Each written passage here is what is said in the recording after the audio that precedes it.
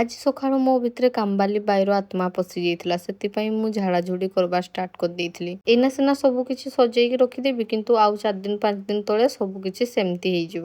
ଆଜି ମାଇଁ ଘରୁ ଡାକରା ପଡିଥିଲା, କାରଣଟା ହଉଛି ସେମାନେ ଲାଉ ଶାଗ କାଟିଥିଲେ ତ ଦେବା ପାଇଁ ଡାକିଥିଲେ। ଆଉ ଲାଉ ଶାଗ ତ ମତେ ବହୁତ ପସନ୍ଦ, ସେଥିପାଇଁ ମୁଁ ନେଇତେ ଚାଲି ଆସିଥିଲି। ତାପରେ ଘରକୁ ପଳେଇ ଆଇଲି। ସେମାନଙ୍କର ଆଖିରେ ଗୋଟେ ନେଲ ପଲିସ ଟା ପଡିଯାଇଥିଲା ତ, ସେଥିପାଇଁ ଟିକେ ଦିଦିକୁ ଲଗେଇ ଦଉଥିଲା। ଆଉ ମତେ ବି ଛାଡି ନାହାନ୍ତି, ମତେ ବି ଲଗେଇ ଦେଇଛନ୍ତି।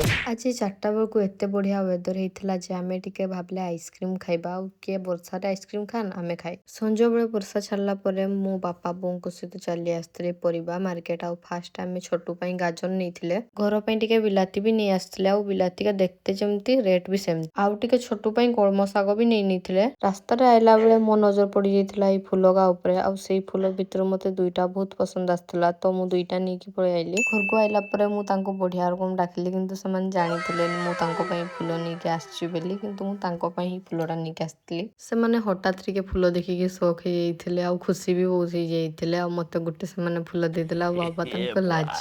ମୁଁ ତ ଗୋଟେ କାରନାମା କରିଦେଇଥିଲି, ମାର୍କେଟ ଭିତରେ ଦୋକାନରେ ଗୋଟେ ଛତା ଛାଡିକି ପଳେଇ ଆସିଥିଲି। ଫିର ସେ ବାପା ବୋଉ ନେଇକି ଆଇଲେ। ଆମ ଘରେ କେମିତି କେଜାଣି ବେଙ୍ଗଟା ପଶି ଯାଇଥିଲା, ଆଉ ମତେ ହିଁ ସବୁ କିଛି ଧରତେ ପଠେଇବେ। ବେଙ୍ଗ ମାଛି କି ମତେ ଧରା କରିବେ, ଆଉ ମତେ ବି ଏକା ଡର ନା କେମିତି ଧରତେ। କିନ୍ତୁ ମୁଁ ଧରି ସାରିଲା ପରେ ପୋକ ମୁକ ସବୁ ମୁଁ ପୁରା ପାୱାରଫୁଲ ହେଇଯାଏ, ଆଉ ସମସ୍ତଙ୍କୁ ଡରାଏ ଖାଲି। ତାପରେ ମୁଁ ତାକୁ ଯାଇକି ବାହାରେ ଛାଡିଦେଲି। ସେମାନେ ମୁଁ ତାପରେ ପଳେଇ ଆସିଥିଲେ ଟିକେ ଆଇସ୍କ୍ରିମ ଖାଇବା ପାଇଁ।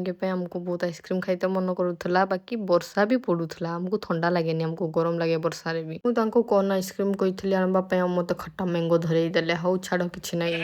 ତ ଏଇଠି ରହିଲି, ଆଉ ଗୋଟେ ଭିଡିଓରେ ଦେଖା ହବ। Bye bye.